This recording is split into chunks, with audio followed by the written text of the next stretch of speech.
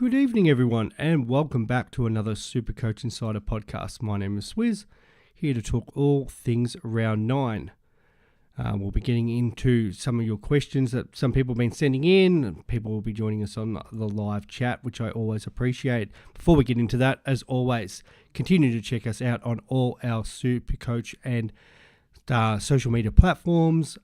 Supercoach Insider 100, Swiz 26 for Twitter, and then all the the music and streaming platforms in Spotify, SoundCloud, YouTube in particular, TikTok. We're on all of them these days, so do appreciate everybody's support. So please continue to check that out. I'm pretty sure Chris and Ben have both put out their teams this week. I'll have my team up soon. But here we're more talking about questions and things that people have been looking at to do this week. As always, continue to support our sponsor, Splash Vodka. We really do appreciate their ongoing support of this. I'm just playing with a couple of my settings here on the live chat, but I know a few people are already getting on board, which we appreciate. There's 7 people have jumped on already. So I'm just trying to see if all my settings are here, but we should be all up and going. Alrighty, so we've got the first one up. I think that's Dodo, Atkins, Jury, Nevitt or Weddle. And I think that's probably been the big discussion with a lot of people this week, which way you kind of want to go with that. So I'm just trying to make sure my team is coming up in the background. I'm too sure why it's doing that, but yeah, definitely the important rookies. So let's have a look. I'm trying to think. Weddle's probably the most reliable one there that we were talking about. The job security we've all been had, they all got shaky job security. And I think actually in that discussion you probably have to add Bailey Humphries. I know I was just talking about that with Chris as another option, but he's played the 4 games because of that -3. He's still an option in there and probably has the best job security of all of them. But if I had to probably rate the job security, I think we'll put Jury aside, but we'll go Weddle over Atkins over Nevitt.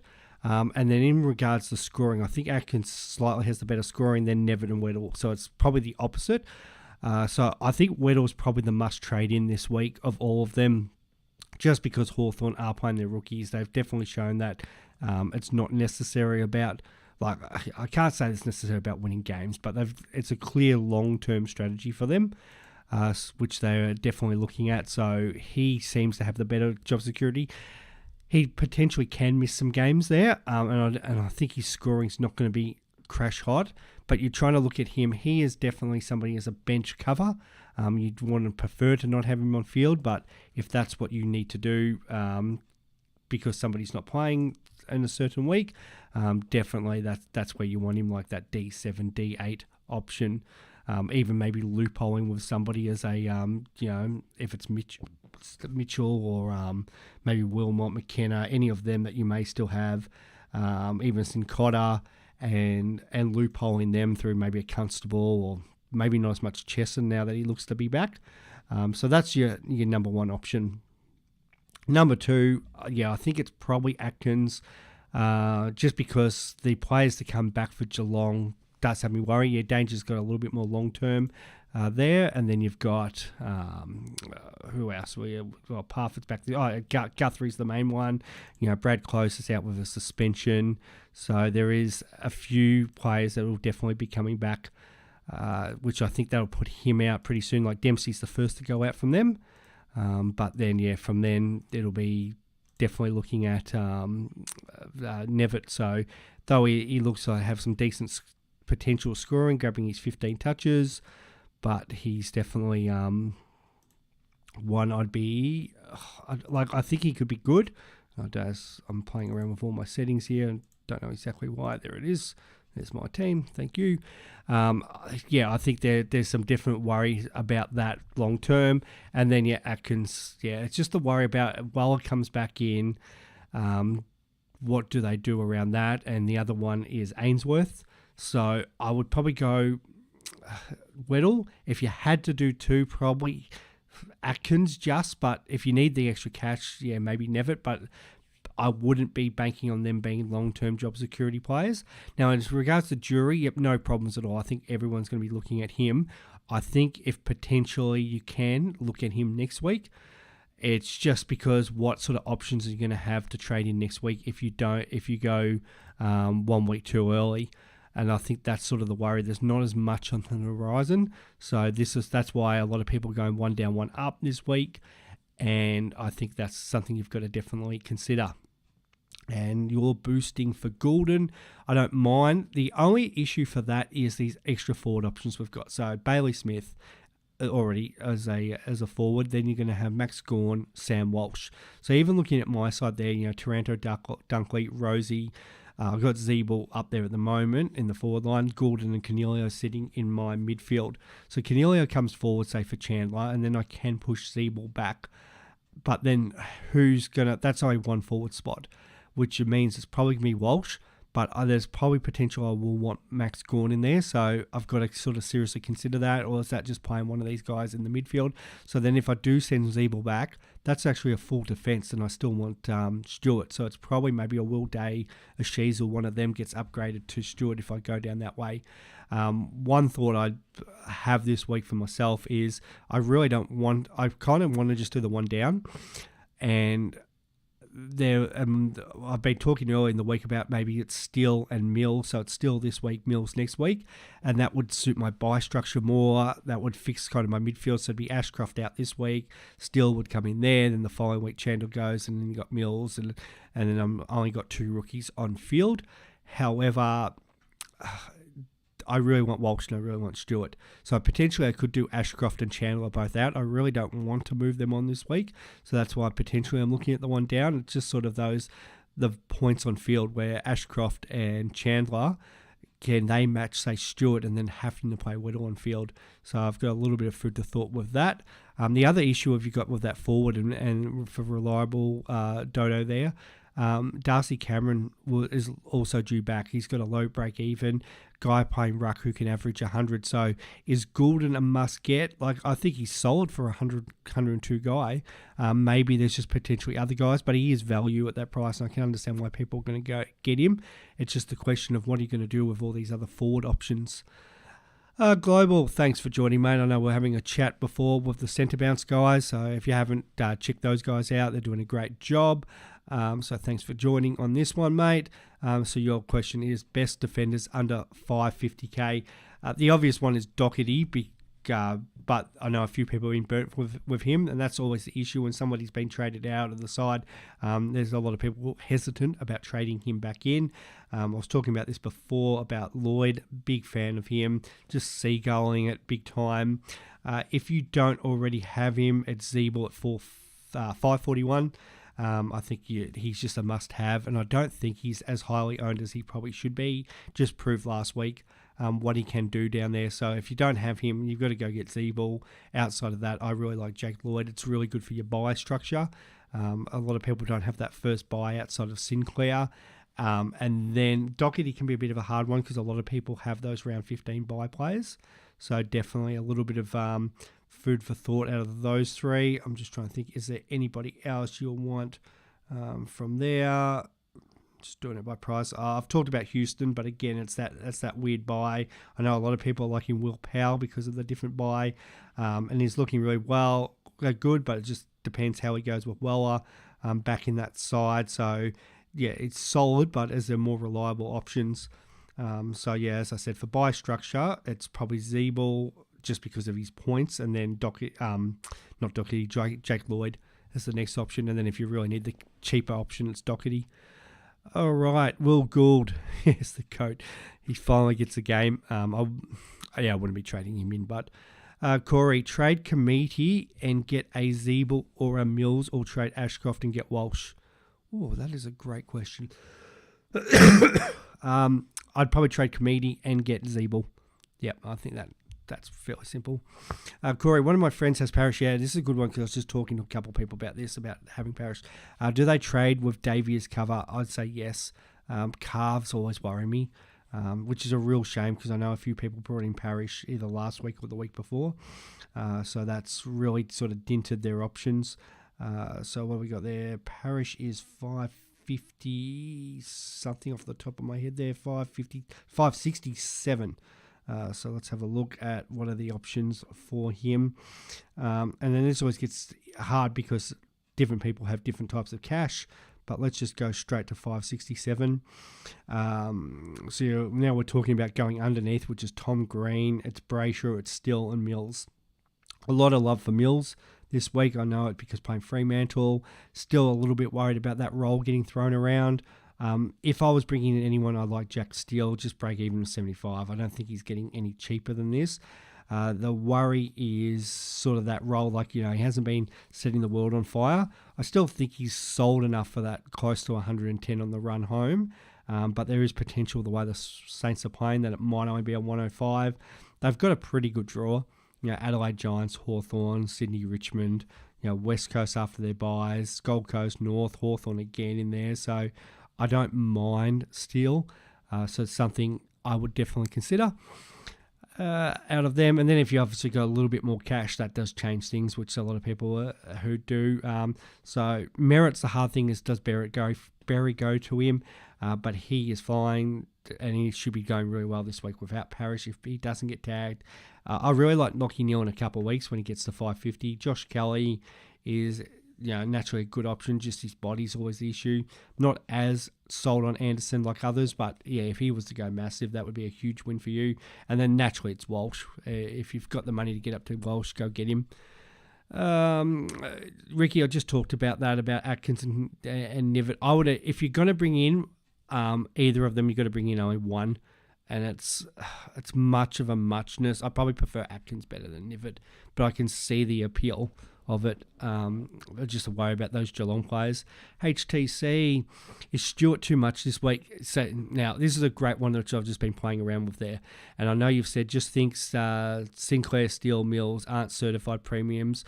So I'm more on Sinclair because you can get away with a guy who's averaging 100 in defence, and that's why I brought him in last week. He's got the good bite, just suited my structure. Probably could have also gone lent to Jake Lloyd, but I think there's so much of a muchness there. So, I think that's probably where Steele and Mills, that's where the two I was more leaning to just because of price. But Stewart is much, he's definitely a premium and can be a VC option. So I'm trying to debate right now about trading both Ashcroft and Chandler to bring in Stewart. Naturally, I want Stewart. And this is the debate right now.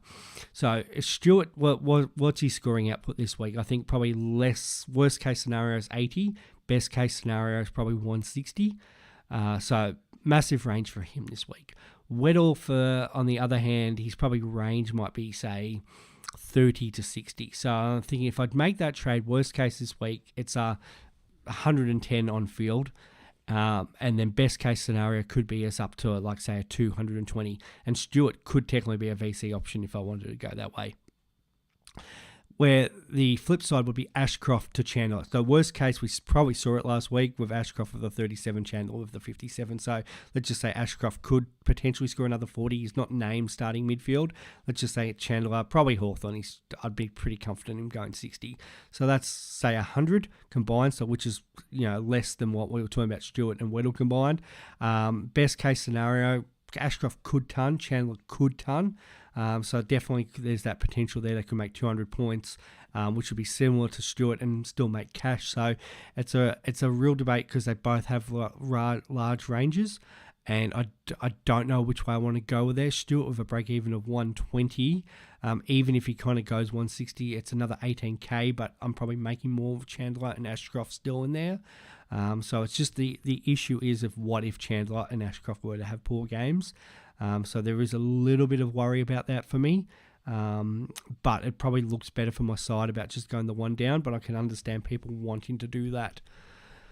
What do we got here? So yeah, no, but if you're talking about the premiums and that's what you want to do, HTC, I would probably get Stewart. None for you, Higgins. Great name. Fine to drop McKenna, Wilmot and Ashcroft to get Oliver. Yeah, well, I think Clary, I'm not going to buy into Abdul's thing about Clary's going to get tagged the next 4 weeks and score nothing, and that I think you've got to have him. I went early on him, making sure he's on my side. Feel much more comfortable having him as a backup captain option. He's pretty solid, so yeah, I don't mind that. Global, I'm looking at Merritt, Neil, Laird next week. Thoughts? Yes. Yep. I like Neil the best out of them price rise, but Merritt's another person. If it wasn't for Walsh and Stewart, Merritt's third, would be my number one target, but he's bumped down to number 3 now. And I've obviously already got Laird, but I really like Laird too. I like all 3 of those options. Toss a coin there. Joe, thank you so much for having me on the pod before, mate. Yeah, I am. I know, mate. Just sick, still struggling through. If everybody's wondering about my voice, I have been struggling hardcore this week, but we're pushing through, so we'll get there. It's not Rona, it's some other frigging thing. I think I've got conjunctivitis as well on top of things, so we're getting there. Alex, let's see, what's that? Roma concerns maybe late out. 70k cash ground. Is that? Hang on, who's that? Is that for Marshall? Oh, oh yeah, Rowan Marshall. Okay, concerns, yeah, and that is a concern this week. Rowan Marshall, definitely a concern, definitely something to think about.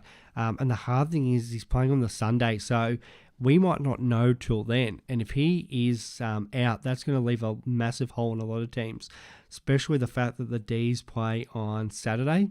So that's maybe another reason why I'm only thinking the one down, because I want to hear the information on Saturday. If it looks like Marshall may still be struggling, it's something to consider, or I might have to look at some other way of doing it. The other thought I've also had is maybe, and I don't like it, but Max Gawn comes on into my R3, and then Madden goes forward, and then it's maybe, I think it only ends up being, that'd be 2 weeks, then I'd have one of them on my bench. I don't like it as much, but that was one way I was thinking about getting Gawn in and keeping Marshall. But yeah, that's definitely a thought. If I think we've just got to watch the news over the next 48 hours to see how Marshall's going. But yeah, to get the 70k, if that helps as well, which it probably does a lot of people at this stage, I don't mind it. The hard thing is Marshall's playing really well and scoring quite well, and his break-even's not bad. So it's hard to want to trade him out. But yeah, it's hard to know about how serious this ankle is. He hasn't trained properly this week. Break even of 57, it's difficult. I'm just trying to have a look. I think they have put Tom Campbell in that extended lineup. I did see him in Tom Campbell, which means there's a chance that I think we'll know more come tomorrow night. If Campbell was actually named in that starting 22, I'm really worried about Marshall then, because then they're going to go, okay, we might have to offload his load, and then maybe it's a case if Marshall's not getting through, he gets subbed out during the game. So I'd probably be one leaving till 6 p.m. tomorrow night when the teams come out, but definitely something to consider. Not sure if anyone talked, but Mills is still worth it with McCartan out. It is a worry, Chris. At least with Mills, he can go behind the ball. We saw it last year against Hawthorn. Absolutely smoked it, and he was playing a lot of defence that day. He was just floating around doing his thing. That's why one of the reasons I wasn't looking at Mills this week. I know a couple of people tweeted me on Twitter saying you're looking at Mills. I go, no, I was always looking at being Steele this week and then potentially Mills next week. Because that was the only way I was going to be able to do it. So it was going to be Ashcroft out with JVR, in comes Steele, and then next week Chandler goes out, in comes Mills. I know people are big on it because they're playing Fremantle, so I'm definitely not getting Mills this week. I would hold, and if he goes really well, and then definitely consider for next week. Global, what are your thoughts about downgrading Bont? Yeah, okay, so this is one, my good mate Grimo's been talking to me about this a lot. So I'm a no this week about trading Bont. I know a few people have been like, getting in people for bringing this up online, you can't trade Bont and stuff like that. But I understand people's issues with cash this year. So Bont, 725, but he's still got a very manageable break even. And of course, once I want to look up or something, my Wi-Fi decides to not want to let me. But where are you here, Marcus Bontempelli? There we go. Break even of 124. So I think that's still manageable for him. He could beat that. And they do have a couple of good games coming up again, Adelaide and the Gold Coast Suns. So I kind of don't want to really be moving him now. I would keep the Bont in until his break even comes where it's just not manageable. So if his break even was to jump to say 170, 180, and his price is around that 740, 750 mark, then it's something I would consider. And as I said, chatting Grimo about this, he's like, it could be a case where it's down to Neil in a couple of weeks. It's banking 200k, and that 200k, hypothetically, say on top of Ashcroft or Chandler or whoever you have, could also get you merit. Now, would you prefer, say, Bont and Ashcroft on field versus Neil and Merritt? And it's a great discussion, especially with Bont having that last bye. So in a perfect world, you'd want to hold Bont until after that round 12 bye. And then if you could potentially bring in Neil, the only problem is a couple of those other options there that people talking about don't have the bye, but it's Brisbane, Freo, St Kilda and Sydney. So could you potentially turn Bont and a rookie into Neil and say Mills? Now that's something that would potentially could work out for you in the long term, because it's 2 premiums. It's also the fact that then Bont still has to have his bye, so you miss the scoring on that week, even if it's best 18. You're going to have that premium playing that week that a lot of other people aren't. So it will be a great discussion with the cash strapped. I think people who are going to take that risk could work really well for them. I know I've done it in the past more with Ruckman.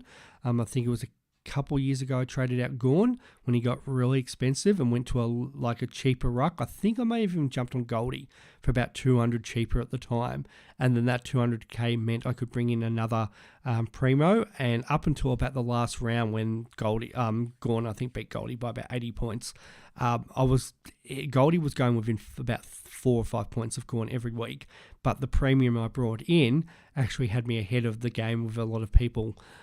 So it is something to definitely think about, but I wouldn't be doing it just yet. Hey, Julie, thanks for the shout out too before on that. All right, what are you saying? Love following you, but have no idea what your Supercoach Classic team name is. Okay, so mine's Punt Road Legends. Everything I have outside, I think, of NRL Supercoach is Punt Road Legends. All my draft teams and that. It's been my name for pretty well since I've ever started Supercoach. So, find it on there. I'm pretty sure it's under Swiz. It might be under Dave, but But if you go to the Ad Rivalry, Punt Road Legends, actually, I'll see if I can even do it myself. See if I can add myself for the own rivalry here. So rivalries, Ad Rivalry. I've actually only got a couple people in here, but let's go Punt Road Legends. Let's see what it comes up onto. See if it'll let me search myself.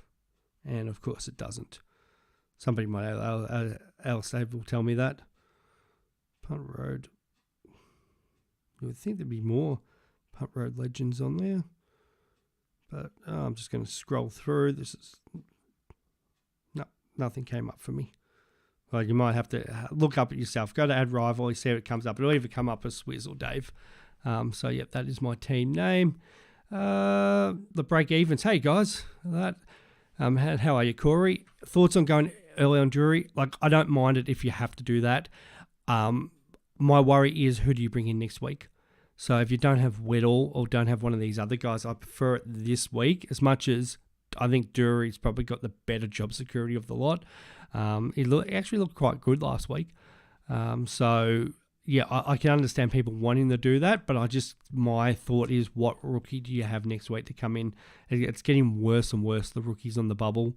That's why I'm saying Weddle this week, and then and Drury next week would be the ultimate game. But if you've already, say, brought in Weddle and you don't like the other rookies, which I can understand, and it could even be better for him. He missed a goal. The 13 touches. He was around the ball. It wasn't a great game of footy, but I thought he put himself in really good areas there. So, probably the thing was, he actually missed a goal real early too, so it could have actually spiked his Supercoach score. It was a pretty solid 51. Could have easily been a 60, 65. So, if you have to, do it. Dundelis, with 6.15 for a mid, would you take the punt on Noah with 2 potentially out longer, grab a Merritt or one of the cheaper mids and keep some cash? I'm more leaning towards keep the cash, but Noah Anderson's going to make or break our sides. there's potential this week he comes out and goes 160 plus against West Coast. We know what West Coast have been serving up, and you guys look like an absolute genius for bringing him in. Obviously that extremely low break even. As I flick back onto my other side, he scored even before the Richmond game. I was saying, it's going to be Rowell and Anderson. They're going to look really good for 4 to 6 weeks. We said break even of 9, so let's just say maybe best case scenario goes say 160, or make it easy, 169. So you're going to get 8 times about 70k growth there. So that's 670. He's going to be his break even will still be really low. And, you're potentially going to have a guy who's going to be worth sort of 720, 730 when Toot comes back. So it looks fantastic. And we're talking about cash grabs. And we're all about, these rookies, and they may or may not do this. Well, there's a guy that's going to at least probably make 50k this week. Potentially, like, what if Supercoach got him under break evens of, well, they've said 122 score this week for 50k. Like, as I said, 160, and then he's, you could be looking at 60, 70k. But the flip side to that is Ruben Jimby's been trying to play lockdown. He's going to go to him. They'll tag him this week for sure. So what if Anderson only probably scores like a 110, 100, and then you've got probably that other issue. What if Toot comes back a little bit earlier? I think he could score scold enough. I know Chris and I had a bit of an argument about this. I thought Anderson's definitely could go 110 for the rest of the year. And the way the midfielders are going, he can definitely hold his own against them. Like, I think Tom Green's like going 112, so he could be a slightly lesser version of Tom Green. And there's no right or wrong. As I said, this is make or break. Like, Jack Steele, I feel like he can go 110 with their fixture. Definitely he's done it before. And even the way the Saints are playing, I know they've got Crouch and they've got everybody else in there, but he potentially, with the amount of tackles that he lays, there's games there, like on the weekend he played more forward, but they had the game in the bag, so he could go in there and do that. So Steele for 80k cheaper, going to go the exact same or very similar to Noah Anderson in the run home. However, what happens if Steele only goes, say, 105, and what happens if Anderson goes 115? Is that then extra 80k you spent worth it? There's no right or wrong answer here. Like, nobody would have thought Noah Anderson goes 189 against Melbourne. Like, he looked awesome against Richmond. I thought definitely was somebody I was in the back of my mind.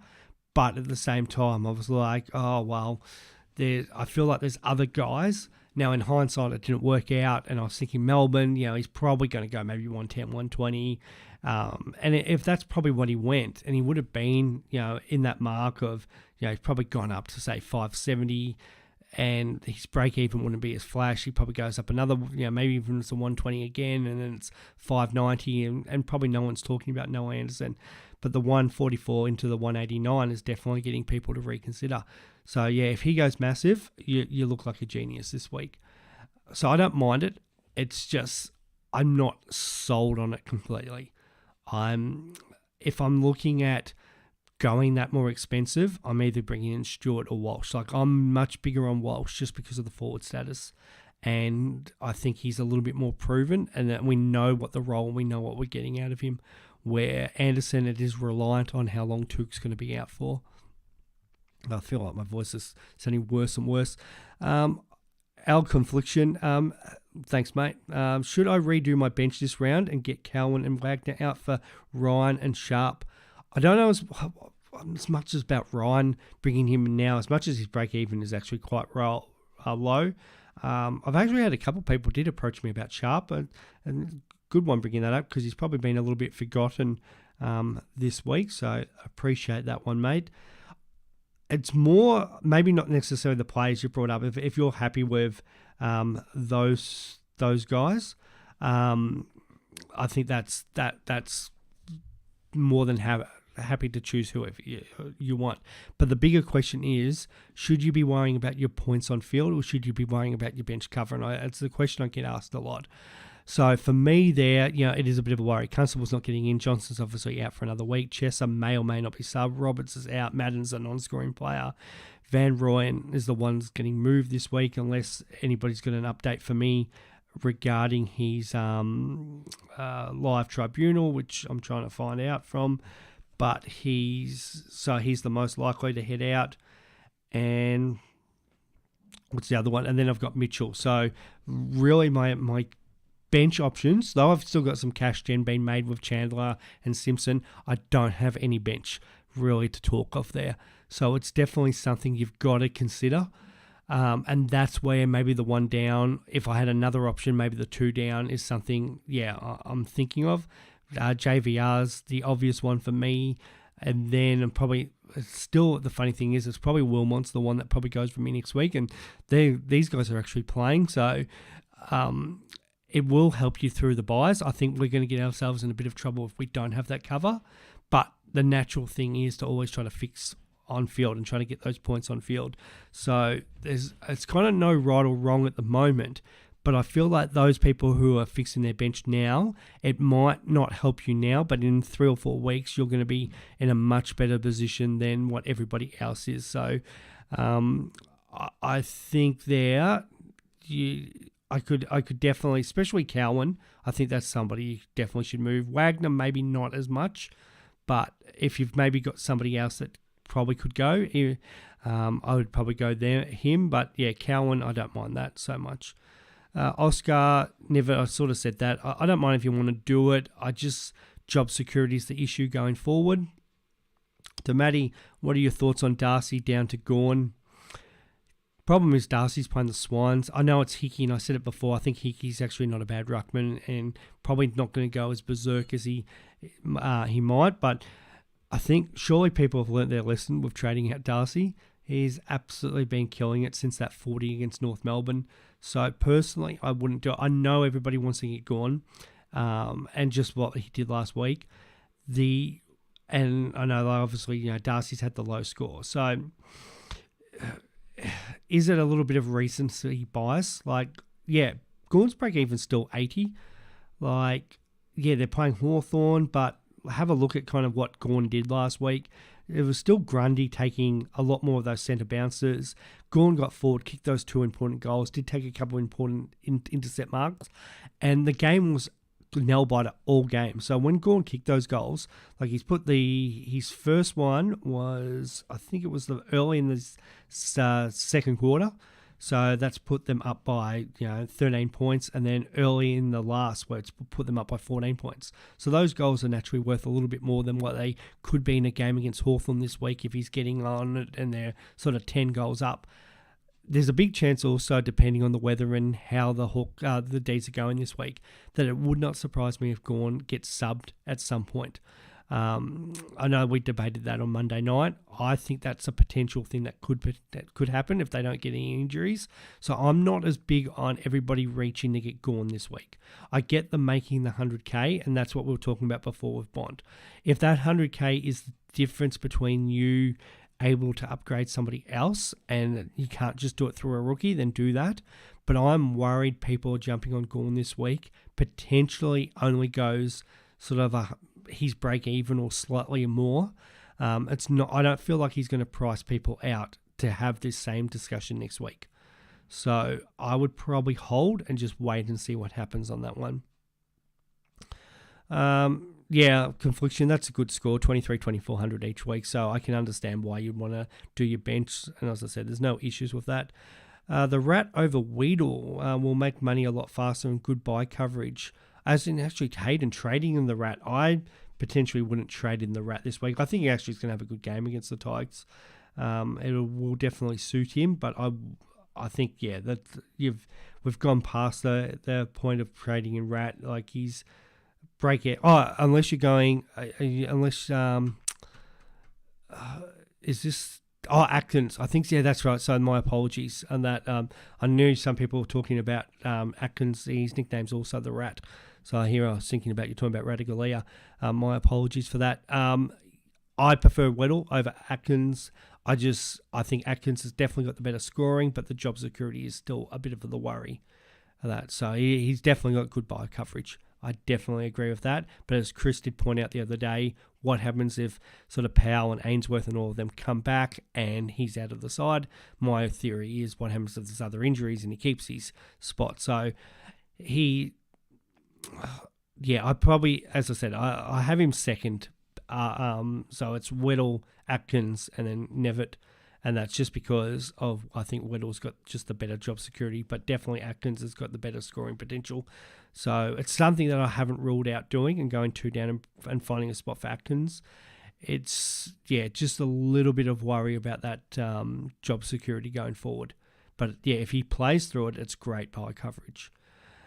To Mavitt, this is Supercoach, not AFL Fantasy. We can't afford trading out premiums in and out of... And I get that, Mavitt, but the thing is, we've got obviously a lot more trades this year, and I'm only recommending... Well, I'm not recommending it, but I can see people doing it as an option when a player like Bont hits like that peak price. Like, we don't see players price over 700,000K. So if you can potentially get a rookie off field and then have 2 premiums for the price of 1, then it's definitely something you've got to consider. But it also depends on how people go with trades and that. Like, I've got 19, no boost left. Other people have less. There's some people I've seen floating around with, 23, 24 trades still left. So those people can then get more aggressive with these sort of moves because they definitely have more trades. To Kev, is Gawn a must? I'm not as sold on him as I said before about jumping on this week. Corey said, I could have been top 5K when 2 got injured. Yeah, that so frustrating. Dacos, and if you've got Dacos that week, and it's so close this year in Supercoach. As I said before with the centre bounce boys, I'm literally like, what is it, 200 points off top 100. Like, you can get a wrong captain one week, cost yourself like that 90 points round 1 that we had for Wits versus Laird, and you can drop back 1,000 places, 5,000, 10,000 places. It's so easy. Espo, Ashcroft, and Warple to Atkins and Merritt. Don't mind it. The only worry is Berry could tag, so it's something to be a little bit mindful of that. But Merritt without Parrish, like, you've kind of got to back him in there and think he's going to go well. Corey, Ralston gone. Yep, move him. Yep, done. He's out of my side. And in the end, it was him versus Phillips, and Phillips ended up the same way. So, either way, so a lot of these rookies that we've brought in haven't worked out. And the ones that should have worked out, which was Dylan Williams, was the sub. So frustrating. Jai, can boost and get Merritt and Steele this week, or can just do 2 trades and get Clary, then Merritt next week? Yeah, hold the boost. Do that. Corey, yep. Wally, ranked 738. Nice, mate. Am I crazy for not giving Gawn consideration, even if he may get forward status? Yep. As I said, mate, I'm not as strong on it as Chris is. And this is what we were talking about before, these forward options. So a lot of, I think most people in here will have Taranto, Dunkley, and then it's maybe a combination of Rosie, Gould, and Canelio. Then we're talking about Zeeble and Sheasel, depending on where you have them. So how do you fit in both Gawn, Walsh, maybe a Bailey Smith? There's some good forward options to have. Darcy Cameron, when he comes in, is going to be a much better price. And all these guys are looking like they're going to average around the 100 mark, if not more. So I think Walsh is going to be a must because he's going to be F1 or F2. Is Gawn going to average more than, say, a Goulden or, one of these other blokes that you could put in? I think the problem is I feel like Gawn will either miss games or get rested or get subbed out, which will affect his average at some point. We know when he's playing number 1 Ruck, or if Grundy was to go down, then he becomes a must-have. But I think there's other options there that, the appeal for Gawn is his price. If he was 600K right now, we wouldn't be talking about him. Would you, Dunderless, would you get Darcy Cameron next week if he's back? Yeah, and all reports is he's meant to be back next week, and the Pies really need him back. So, one to watch. I'm really hoping it's the week after because it'll change my, planning. And that's the good thing. Like, it would cover English and Marshall. And that's the hard thing with Gawn because he doesn't actually have the status right now. So, I'm really hoping Cameron comes back, and then, he's an easy one to slot in. And I think, how much more is Gawn going to go that scored than Cameron? Well, Cameron is the number 1 ruck. I feel like it was always going to be 95 to 100. I really liked him. Can Gawn potentially go maybe 5 to 10 points better? Yes. But then this is where it gets difficult in that because they're going to be slightly similar prices. I think by then Gawn's going to probably be 50, 60K more. That's not a huge amount, and you're getting those extra points on field. Is it something that you just pay up for Gawn when he does get forward status, because it's going to be easier for people to fit in their sides? That you got to remember, so somebody like Chris and those other people who have had these injuries, or they've gone Grundy to Gawn. That's helping them catch up on what they've had to do, which is use a lot more trades in their ruck. So a few people, if they've gone, I'm trying to think who the first injury was, but it might have been Witts. Down to, say, Darcy Cameron, and then Darcy Cameron to Grundy, and then Grundy to Gawn. So that's 4 trades they've used, where a lot of other people, they've either only used 1 or even no trades. So yes, they might be looking better with the cash that they haven't had to spend to get Gawn, if we have to bring Gawn in at 560. But yeah, they've used more trades to get to that situation. So that's kind of where it's balancing out a little bit for them. Is that the Shelley Bean? Ashcroft and McKenna to Anderson and Jury, or Hopper and Baker to Anderson and Weddle. I would be holding Hopper, so Ashcroft and McKenna would be my options, as much as I prefer you to hold Jury. Hopper's not doing a lot wrong at the moment. I scored the 111 last week, still averaging over 90. It's hard to move him at the moment. And who are the Tigers? As much as the Tigers have got the Cats, he's the number 2 midfielder in there, so I'd still expect Hopper to go fairly well. He did have the lowest score a couple of weeks ago, but I think he's still the thing with Hopper. It might even be a point where he may end up just staying as M8 for a lot of people, and he could be very serviceable doing that. I think there's other players, that's the thing with something Ashcroft, he can put in, if he puts in a bad game, it is legitimately a bad game. Where Hopper, it's still, the standard deviation's pretty good. It's scoring probably worst case 75, and it can be anything up to 120. So it's probably not a massive move at the moment. To Mark, Noah Anderson thoughts. Yeah, I gave my thoughts about that earlier. He's definitely worth considering. It's definitely it's something that's going to make him break our sides. Feel it's probably a 110, 120 this week. If he goes the same as the week before, 180, you are way above the pack.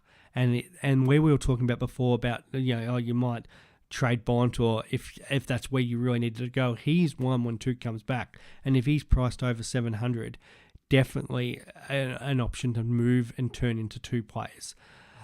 If, for example, he only comes and Jimby gets him hold of him this week and he goes only 100, 110, comes back to the pack, Tuke comes back in and he starts scoring like he did with Tuke back on the side, then it's going to be harder to move, or how quickly do you move him. So you're kind of treating him excuse me, as a premium cash cow at the moment. And in a perfect world, Tuke stays out longer, as much as you don't want that because he's such a great player to watch. And Anderson, as the number 1 midfielder, just continues to develop and goes, 115, 120 for the rest of the year. Anderson, even with Miller, has got the ability to go 110. There's no doubt about that. So he can very easily become a keeper for you. Well done to those who jumped on the week before. It was definitely it looked like a great move right now. So I don't mind it. I still, as I said, if I have the option to do, I'm probably still leaning a little bit towards Stewart, just because I know Stewart's a keeper in his line and probably the number 1 spot. Anderson, there's a risk factor here. And it's one. Yeah, if you want to go for it, awesome. And wish you all the best with it, because it could really, catapult you up the rankings. There's that potential, as I said, in 3 or 4 weeks' time. If Tuke was to return, Anderson potentially goes back, and then what's the situation you do there? Think this has got the kind of Grundy situation written all over it. And people are talking about, awesome, I've got Grundy in, he's flying, he's going to go, 110, 115, 120, and he was doing that. And then the moment Gawn came back, what happened to Grundy? And then everybody's like, oh my God, I've got to trade out Grundy. And those who traded him out straight away, great, and got the rewards for that. Those who held one or still holding him are now in a really big issue. So I think that's the exact same thing you're facing with Anderson. Right now, he looks a great trade-in, 100K more expensive than what the Grundy situation was. And could you potentially go, say, Anderson to Tuke when Took comes back, and just treat it kind of like a cash cow situation.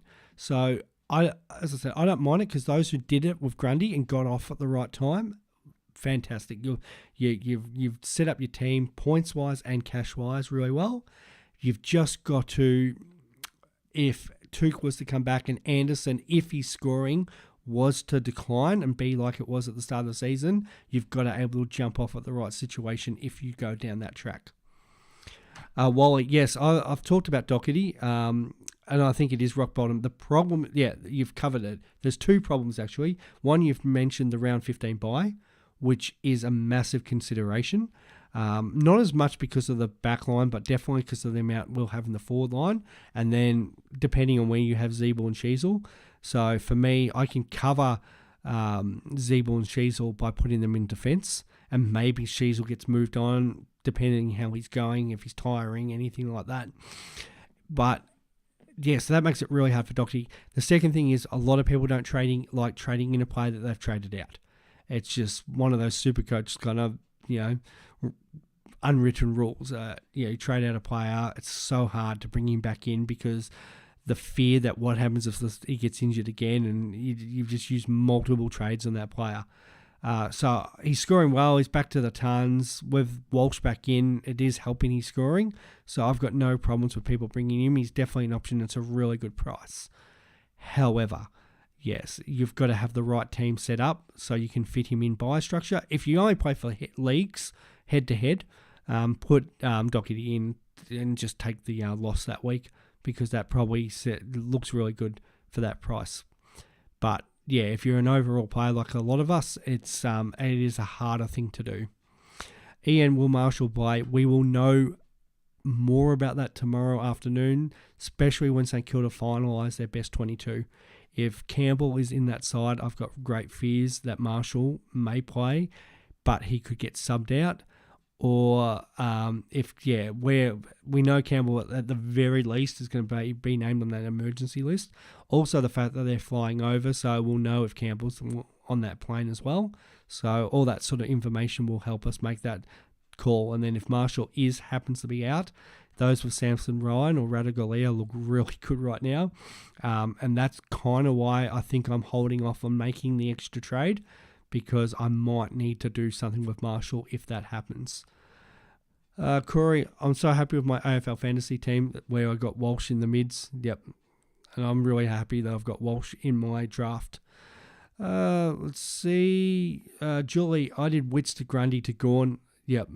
That's and you're not alone there, Julie. Quite a few people have been in that situation.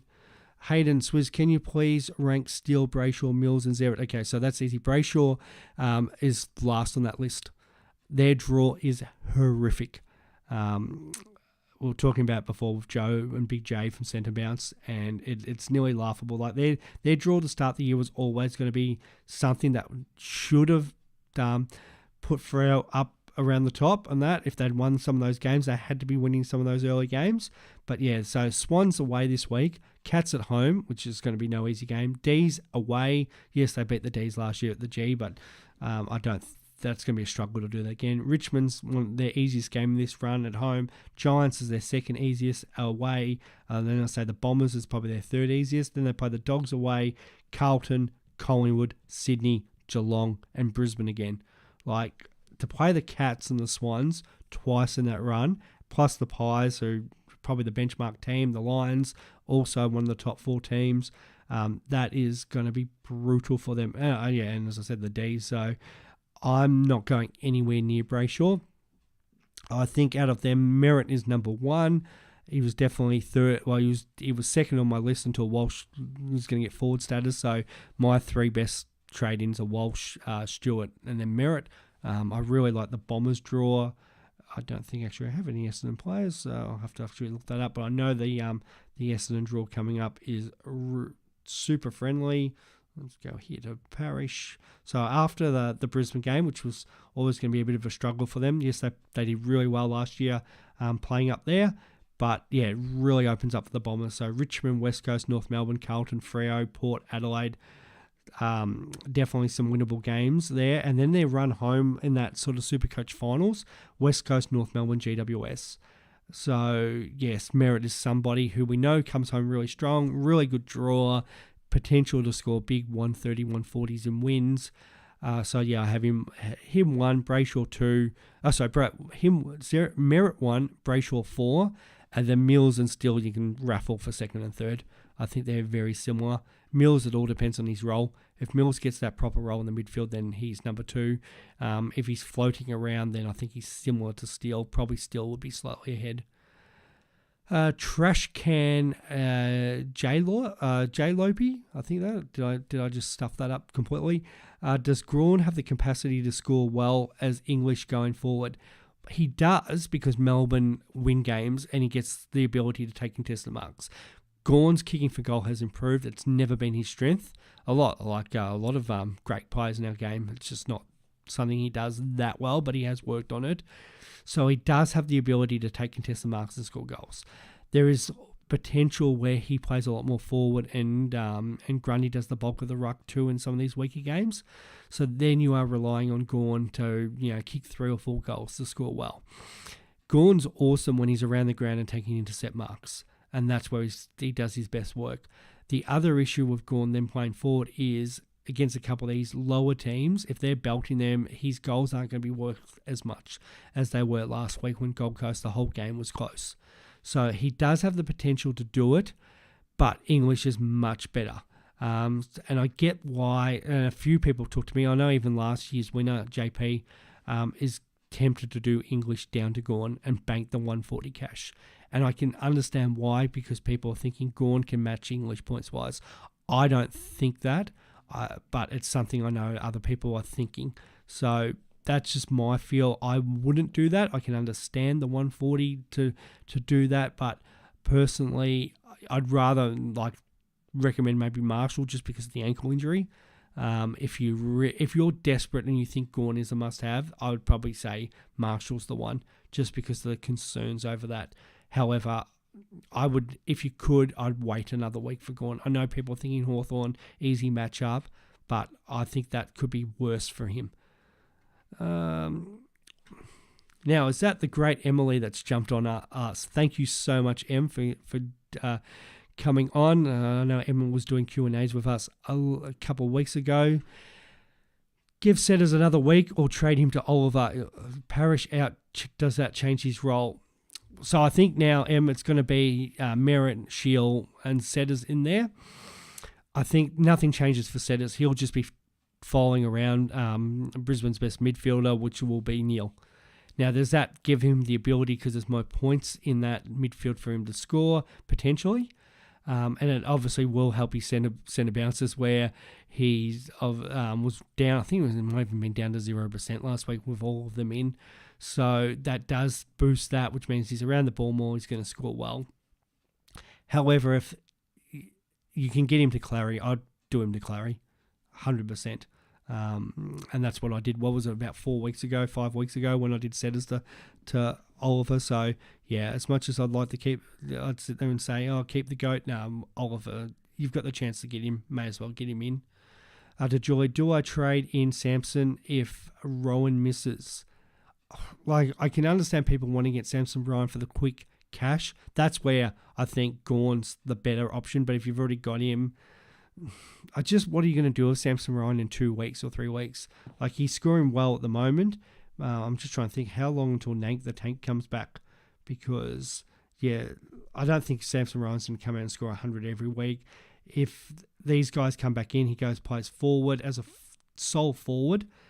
He's not going to be as good of a scorer, especially with the way the Tigers are playing at the moment. Excuse me. So I'd probably be against bringing Samson right now. Where are we here for the Tigers? What's the latest for Nank the Tank? Nankervis, 1 to 2 weeks.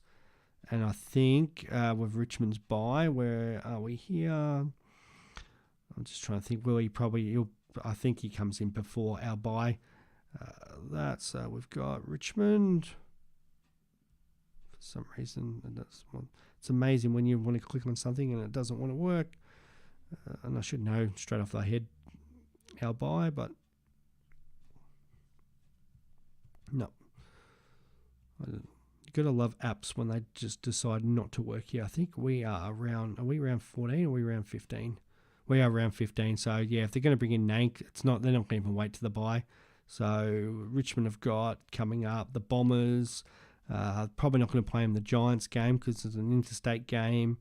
Well, actually, we've got the back-to-back interstate game. So, there might be a chance, if they're going to probably bring him back, they might bring him back around 11 while it's at the MCG.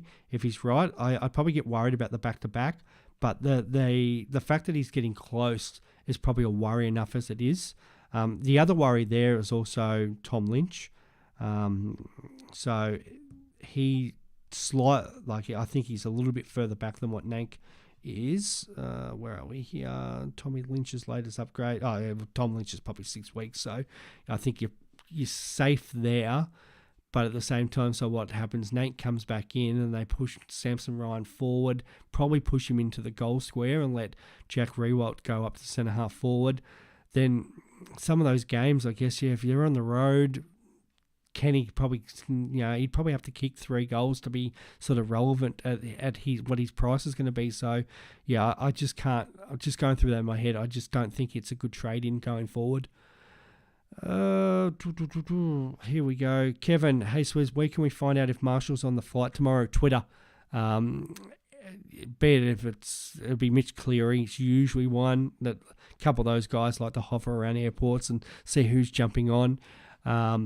If it's not one of us, and there'll be somebody in the Supercoach world. So maybe I'll try to retweet that when I see it. I would expect, Kev, that Marshall will be on the flight. The bigger question is if Tom Campbell's on the flight. That probably tells us a lot more. I expect him to be flying over there. To Wally, to the person asking about Brayshaw, he's more of a fantasy. Yep, agree. Nathan, Ryan should score well tomorrow night. Wouldn't trade him out yet. No, I wouldn't trade Ryan out yet, but I wouldn't trade him in. Dundas, if you are going to get one of Clary and Dawson in this week and the other next week, which one do you bring in this week? It's a great question. And I think, yeah, people are now scrambling because you probably need them both in. I really like Dawson. I think they're both, that's the hard thing. They're both similar break evens. There is that, we did say that potential that Clary could get some attention. I don't think Dawson's going to get any. I'm going to still say Clary just because he is that VC captain option. I like Dawson's a solid option, and he can. I prefer Dawson as a vice captain option than a captain option. So just for that reason, I'd probably go Clary because he could be a good VC. Just be mindful that Clary go into Bont is straight after each other, so you've got to make that change straight away. But yeah, I just think for that reason, and Clary might only go 110, 115, but for that reason, the potential that he could go 140, 150, I'd probably go him first. Scrolling down. Yeah, I've said about the Nevitt. I understand the love for him. Job security. Have a look at those Geelong ones. Who's to come in? Cam Guthrie is meant to be back next week, so that's one spot. So whose spot does he take? So they've got Dempsey in at the moment, who's playing up forward. So that's for Close. So Close comes back from his suspension. Dempsey goes out. So Guthrie comes back in. Who are you taking out from Guthrie? So anybody on the chat, feel free, especially if you're a Geelong supporter, feel free to answer that because that's the obvious question you've got to ask about that.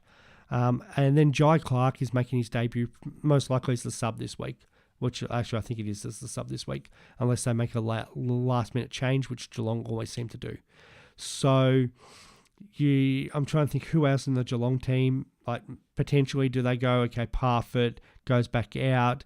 Is it Tanner Bruin? But you would think they stay in before Mitch Knivet. Anyone can correct me on that pronunciation of that. So that's my worry about him. If the moment Guthrie gets back in, is he 1 or 2 weeks back out? Julie, Ryan would be in for Fergus Green, so not trading him out at all. So he should have clarified. I haven't decided who I will get up to 410 with Fergus out. Actually 410. Let's see if we can find you an option there. To Michael, who would you rather as VC? Stewart or Clary. Personally, for me, it's Clary, but probably the correct answer is Stewart. He will absolutely towel Richmond tomorrow night. Richmond do not have any centre-half forward. If Tom Lynch was playing, I think it's a different story because there's at least a presence there. But, yeah, Richmond are massively missing defenders. 2 weeks ago against the Suns, I can't really say I had the privilege, but, I got to watch Powell and Ballard have an absolute field day in the back line, intercepting all day because just Richmond didn't have any targets to kick to. And that's no disrespect to Jack, because I love the guy, but there was just no one back there. Even last week, West Coast, two of their best players were Witherden and Jermaine Jones.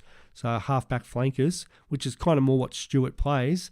So it is something, as I said, I am considering getting in for a point perspective because Stewart could intercept all day and there's just Richmond don't tag. So you've got that and you've got a Richmond forward line. This is the forward line tomorrow as it stands at the moment. So you've got Mansell, Prestia, Graham. There's a chance, I guess, Prestia starts there, but I'd be surprised. Pickett, Martin, and Rewalt. So outside of Dusty and Jack, who aren't there for the defensive pressure, who Stewart's not going to be worried about Graham, Mansell, Pickett. Like Graham could potentially play a tagging role. Like he is a defensive guy who likes to tackle, but I wouldn't be thinking. I don't think he does a great job for Stewart. Like maybe that's what they're going to go and say, hey Graham, we just want you to follow around Stewart all day, but at the same time they've got to sort of aim to score and then have forwards there who can hurt the other way. I think their best matchup would be to somehow get Dusty onto Stewart because then it makes Stewart accountable. But there's no way Geelong are going to let that orchestrate out. So I think that, Stewart probably does just zone off all day. And if you've got Radigalia and got the ability to loophole him, definitely have him, or maybe even have him straight on field. Because, I think he's the other one that could just zone off all day and have his way. So I'm going to have a look. Oh, here we go. Van Rooyen, Mike, Mavitt, thank you so much. Van Rooyen, free to play, should have never gone to the tribunal. Well, I talked about that earlier.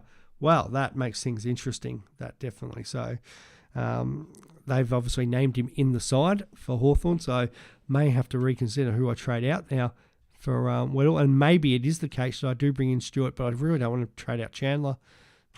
Much to think about. I always like sleeping on these decisions, and that it's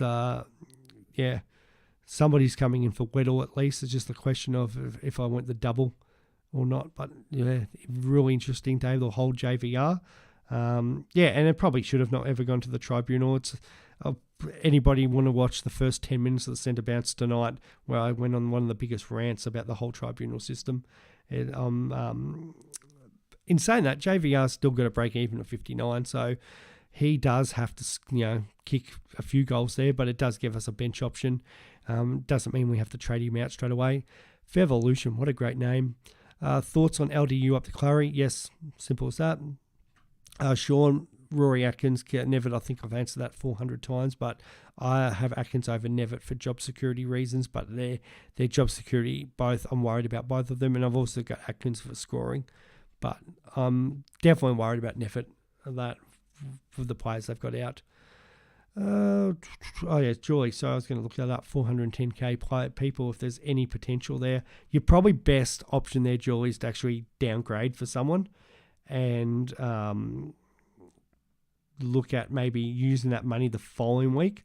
Getting rid of Fergus Green. I don't think we're going to find really anybody who's worth it in that sort of range. It's always hard bringing in mid prices at this time. Just a sneaky one. Ollie Wines is at 412. I think that's slightly more than what you're going, and he hasn't been great this year, but I think he's trying to set himself for a second half of the year. That's one to watch, everybody, after buys, if Ollie Wines starts to hit form. But I think it's best to downgrade because I don't think there's any other options that I can sort of see that are going to be worthwhile. And I personally hate trading in mid prices this time of the year unless there's been a massive role change, i.e. Himmelberg, say going defence or something like that. Global pronounced Nevitt, thank you. Bouncy, Parfitt, Nevitt, and Buse on the verge of being dropped, and that's the whole thing with Geelong. Like these guys, and add Tanner Bruin in there. Dempsey, like Geelong actually has quite a long injury list. If you go through some of these players, so Close, which is obviously suspended, so Close comes back in next week. So that's for Dempsey. So that's an easy one. You got Dangerfield, depending on how many weeks he goes. Sam DeConning with his face. Cam Guthrie, who was meant to be due back this week, potentially one more week, comes back in. And then you kind of got the longer ones, but then Gary Rowan with that hamstring, how many weeks, and then Stengel with the arm. So even if you go, so what are we hitting round 9? Geelong's bye is round 13, which I'm 99% sure that's right. Yeah, 13 would be it. So we've got this week round 9, and then 10, 11, 12. So Nevitt's got 3 weeks to play at best there if Geelong were to get through all these injuries and not have other injuries happen, which is always a possibility. So we've said Close for Dempsey, and then you're looking Guthrie the week after. There's potential that he may hold on, or maybe the sub option. And then, you're looking at your Stengels, Rowans, Guthrie. I think Simpson's probably more the one that stays in. But some of these other guys, it's probably it does. There's potential that they get dropped, but I would think Nevitt would be out before them unless Nevitt comes out and has like a 25 position game and performs way better than them. Harry, is 4 rookies all right to have on field? Ashcroft, Simpson, Chandler, and Chincotta. I've got to get that right. Yes, that's exactly the 4 rookies I'm looking like at having on field, unless I make trade out one of them, which was potentially going to be Ashcroft. But I think you'll find most people in that state, a lot of the highly ranked teams are either 3 or 4 rookies at the moment. Yeah, Bouncy and obviously Dempsey, but Dempsey's just, for close. Liam, who should come in first, Zerrett, Still, or Mills? Zerrett. Wally, I will be going Mills as VC. I know Chris is really big on this, that I'm not as sold, but I can understand, and I would not be surprised if he goes that. Yes, Alex JV is free to play, huge. And then Michael and C, Bont, Dawson or Co. So, for me, it's just it's Oliver straight into Bont. And I know they won't be the best option. There'll be some left field one, like last week we had, Zeeb will go 179 and you got Anderson and that. There's probably somebody else that'll probably score. But the most obvious ones is Clary versus Bont. Your best option is probably going that smoky VC, and that is the appeal of, say, maybe bringing in Stewart, because there's potential he could go 160. And then if Clary and Bont only go like a 140, that's how Chris has been slightly getting up the higher rankings than everybody else, because he has been putting on like the Marshall, the Dunkley as his option. And then everybody else jumps on someone else and he gets that 15, 20 points over some people. But, I feel like last week he obviously got outdone because Bont scored more. So you can keep playing the risky play over everybody else, but eventually, it might come back and bite you. Nathan, very soft draw after this week for Supercoach scoring. Zerrett over Steele. Yes, we've talked about Essendon's draw. We've talked about JVR. And Anders, is it an important situation? I feel like that'll still be the move. I might make JVR to Weddle, but I'll have to still consider. It just depends, as I said, if it's a case where Ashcroft and Chandler, I just really don't want to trade Chandler. I feel like he could go really well against Hawthorn, but if that means, means bringing that extra premium in, and if it means it has to be Stewart, it's a tough one. Will, should I bring in Clary, Atkins and Weddle, or Mills, Brayshaw and Weddle? I do I prefer the 2 premiums naturally. So this is where we were talking about before about people looking at trading out Bont because they want to potentially bring in 2 guys. So I prefer it being Mills and Still over Brayshaw. As I said, I don't really like Brayshaw's draw. And if I still actually had to pick another one, if you needed another position, I would probably recommend maybe even Lloyd over Jack Steele. But that's if you need the midfielder, I can understand that. So, as much as a lot of us have Clary, this also comes down to where you're ranked as well. So, if you're further back, maybe this is where you get a leg up because you'll have both Mills and still, or if you really want to go Brayshaw, you can go Brayshaw. On field where, otherwise, if you're going to have to play Atkins on field, what's Clary going to score over Mills? Like, it might only be 20 points each week. Well, that premium over Atkins, especially if Atkins' job security goes, to groundo in a couple of weeks' time, it's much better option. So, if you can bring in 2 premiums, and there's always the potential that, Clary might drop a little bit money, Mills makes money, and you could actually, it might cost you an extra trade, but trading out Atkins is going to be the exact same thing. So, I would recommend the 2, unless you're ranked like higher, like inside the top 1,000, and you would prefer to like kind of keep ground. But I think definitely, and even saying that, like you can take risks being inside the top 1,000. That's how you can pump yourself up. It's just more if you've done the work and you're up there, you kind of want to just stay with everyone else, and hopefully maybe the odd VC captain choice you can dig in and make up those sort of the 200 points gradually each week. Wally Smoky VC on Rosie. No way I'm doing it, but can see him doing well. Who are they playing? Port. So I should just know this off the top. Oh yeah, North Melbourne, of course, down Tassie. Yes, of course. Like him, Butters, Horn Francis. They could just have an absolute field day.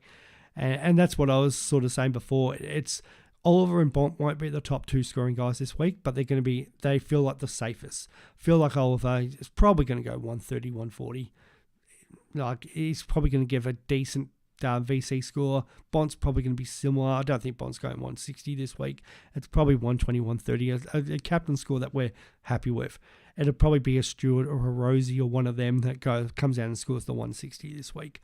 And the 1% of people who jump on somebody like that, well done to them. It's a big risk. The vice captain, you can take a bigger risk. So if that's something you feel like doing, mate, definitely, Wally. Like there's no harm in doing that, as long as you've got a safe captain option. So if you're going to captain Bont anyway, then why not take the risk? Like, what are you kind of losing? Because we're all hoping and expecting Bont to probably go 120, 130. Global, is Walsh a must-have if he gets dual position? Yes, 100% yes. He will be F. Well, if he slots in now, I think he's F2. He'll be F1. Simple as that. You need to play, and that's where I've gone from I'm getting Jack Steele this week and getting Mills next week to I need Stewart and I need Walsh, and how do I do that? Joy, thanks. I'm doing well with my voice. That's awful. I'm ranked 3,200. Yes, no, that's good. That's doing very well there, Joy. Oliver J, big Maxi Holmes straight in. I love that. Ben and I have been arguing about that all week. I do like Maxi Holmes. Their problem is, and as I said, I think I even said this on Twitter, he's a 120k cheaper version of Anderson. I feel like those who bring in Anderson, it's similar to Grundy, that at some point you're going to probably get itchy fingers and want to trade him out because Miller's going to come back and his role's going to slightly change and he's going to have a couple of down weeks and he's going to score 85s and you're going to be like, okay, what do I do with Anderson now? Max Holmes has been as consistent as anything, even when sort of Guthrie returns and Dangerfield returns, like he's still scoring that 100. I feel like he's going to have that slight boost over the next couple of weeks where it could be like 110, 115. Geelong, the way their midfield operates, it's not like it's a pretty even spread. And outside of the Gold Coast game where Geelong were horrific, I was there that day and they were horrific. But since then, like Max Holmes, 115, 96, 98, 103, 102. It's not key. It's kind of like a better version of Jacob Hopper, but it's the upswing, which I'm probably expecting the next 4 or 5 weeks. But it's at 480. Like, if you don't have the money to go up to Anderson and get spend the extra 120, I think it's a solid option that can definitely go 110 for 5 or 6 weeks. It's just then what happens when the other guys come back and he goes back to 100. So it's hard because he kind of nearly does become a keeper. And it's easier to jump off Anderson if he was to get to 710 and have that downswing because you can actually do stuff with that money. Well, I don't think Holmes is going to go that much up at money. He's probably going to be a guy that gets to 550, be solid, but at least his scoring will be fairly solid. And he just might become a nice little M8 for somebody. So I don't mind it. I think he's definitely improved himself. There's a lot of love for him. but I can see why everybody else is wanting the other options. But if you are a bit more cash strapped, or if you're not convinced on Jack Steele, because this is the thing, a lot of people are looking at bringing Jack Steele, and a lot of people aren't convinced that he's going to return to the 110s, 115s. Now, I think he's going to be about 110. But there is a world, and definitely could happen, where Sinclair and Crouch and Steele all continue to share points, and he's only 100, 105 guy, which is what Max Holmes probably is going to do. Maybe could be slightly better at a slightly cheaper price. Sean, do you reckon Hewitt will keep Bont quiet? No chance. Hewitt's a great player, and I love Hewitt, and that I just don't see anyone stopping Bont at the moment. Not in the mood he's in. He just gets forward, he kicks goals. I think he could have 5 possessions, and I feel like Champion Data still give him 120. To Redline Recordings, can you please rank Doc, Sicily, Zeeble, and Luke Ryan? Okay, so this all comes down to buy, which is the big part about it, and it is. So a few of those guys have the round 12 bye, which is Luke Ryan. Actually, no, it's just one. Luke Ryan's got the round 12 bye.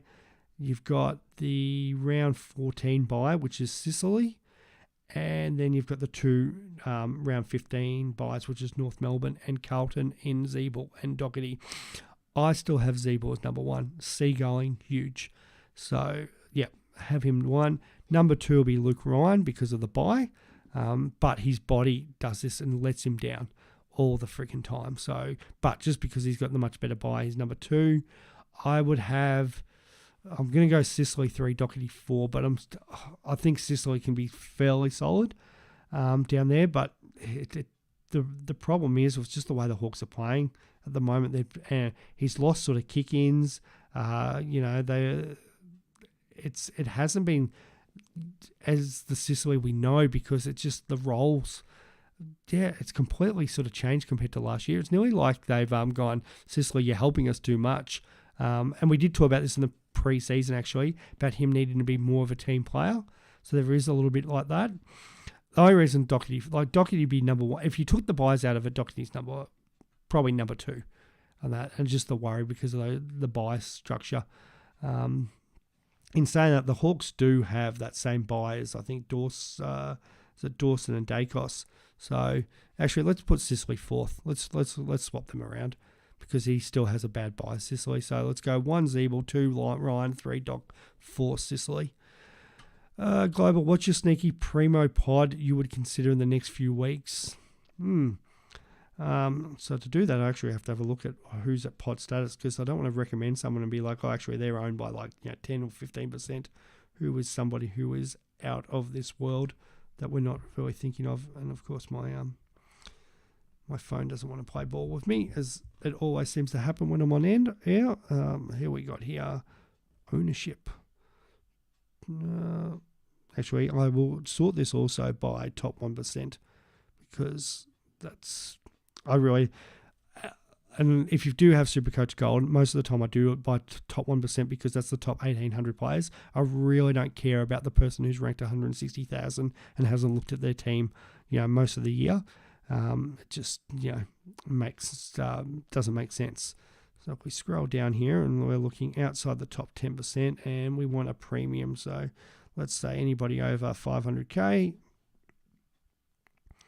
And then this is actually a really good question, which I've got no prior research to, which is, love these live questions on chat. So at the moment, Gordon's obviously at 8%, but that's gonna naturally lift.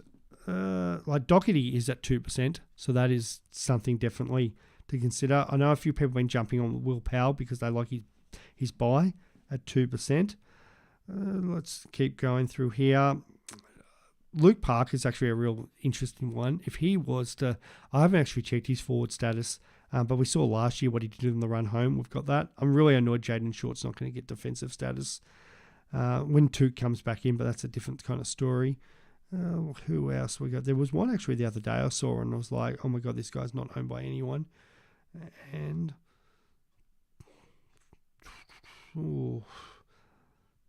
I don't see. I've been big on McRae, but he just seems to still not get the role. There's not a huge lot. The hard thing is all the good options are taken and good percentage in it. The The one which will be interesting to see if this keeps going, and it's a horrible buy, and I hate this buy, but this guy is absolutely flying this year, and it's Adam Chera, 106, 144, 134, 132. Here's one for all our Supercoach community, and we've got 76 people watching this live at the moment. If Adam Chera was to go again this week, 130, and let's just say he comes out again the following week against the Pies and goes 130, at what point do we go, oh my God, we have to pick this guy? So he's got 3 scores over 132 the last 3 weeks. Now that, obviously, there's been the role change from the start of the year.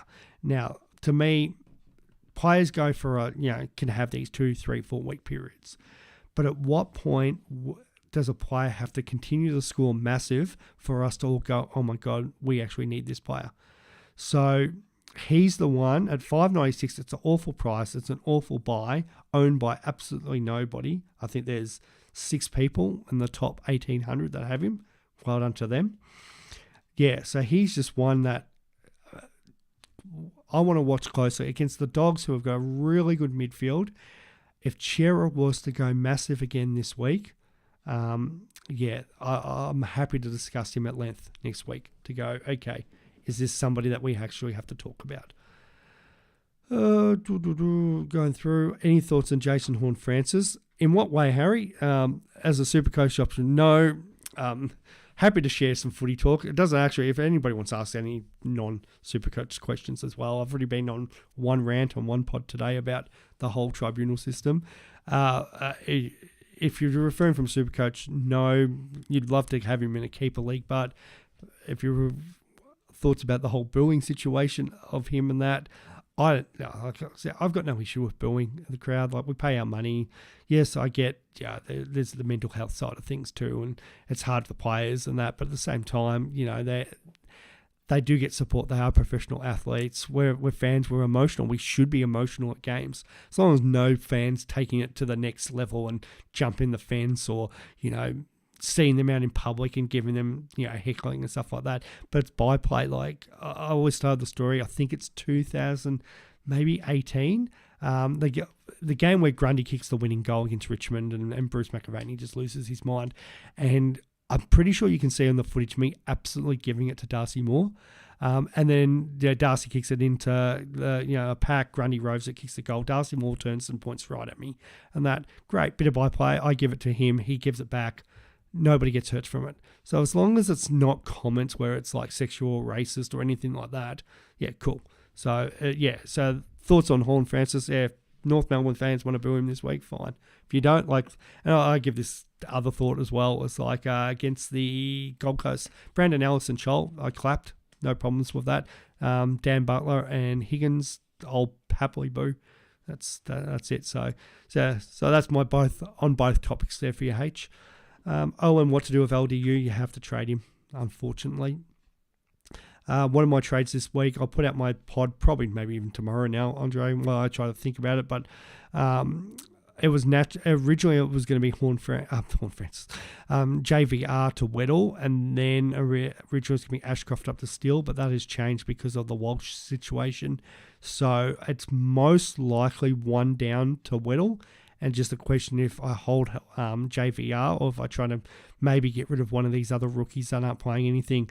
The hard thing is they're not doing a lot of cash. So I've talked about Constable. It's got a great break even. Excuse me. So just hope he gets back in. Roberts may be the one, but again, it doesn't really make any cash and help me long term. Chesser potentially could play this week, so there's not a lot I can do with those sort of guys, so it might just have to be JVR down to Weddle, with the view of next week of getting maybe Walsh or Stewart. The only other option I've got is to go Ashcroft and Chandler and then get Stewart and Weddle, do it that way. I really don't want to trade Ashcroft this week. I think his break even is manageable, potentially could go higher, but I think he's probably going to go about 70. Chandler's the one, could very easily go 100 and that break even of 42 and restart his cash. So there's a little bit of fear there. If Chandler only comes out and gets sort of a 60 and that, it's like, okay, what have I really lost by getting in Stewart? So I'm still thinking about that, and I'm still trying to get some more data. maybe even a thing. Like sometimes it's a real feel as if I get to the ground. Somewhere like Stuart, where I'll be at the game. I have made trades before when I've been actually watching warm-ups, just watching sort of game style and play in the warm-up. I think I did that, was it last year when I got Cripper before the season? Like I hadn't had Cripps in all pre-season, and then I was just watching some of the game plan and the warm-ups, and I've gone, okay, no, I definitely need to put Cripps in. So that could be the case of Stuart. If there's something I see in the game plan of that where I'm going, and we know pretty well much what they're doing, but sometimes they can be practicing stuff before the game where you're like, oh, that's slightly different. So yeah, I probably look into it way too much, but yeah, so it's one way or the other. It's probably Van Rooyen just to Weddle and just the one trade and nothing else changes, or I go full on and it's Ashcroft and Chandler to Weddle and Stewart to answer your question. I've got to find out where we're here. This is the way SC blank is this week for Hawks. He shouldn't play lockdown as much. You're saying actually about Sicily? Yeah. Yeah. So blank sense, so Sicily shouldn't play as much lockdown. Yeah, the only problem with Sicily is the role change from week to week, but yeah, you'd hope he doesn't play as much lockdown. Sean may have missed, but what are your trades? Yeah, I just talked about that. Tyler Swiz, do I bring in Walsh or go Steele? If you've got the money to bring in Walsh, bring him in because you're going to have to bring him in. And that's the thing. Like, I'm only considering Stewart because I'll bring in Walsh the weekend this week or the week after. I'm not this week, the week after or the week after that. I've worked it out that between Chandler, Ashcroft, JFR, Wilmot, and there was one other player there. Oh, and Mitchell. So between those 5 players, it's going to be Stewart, Walsh, Jury, Weddle, and one other player, cheap player that I haven't thought about yet or waiting to see puts their hand up.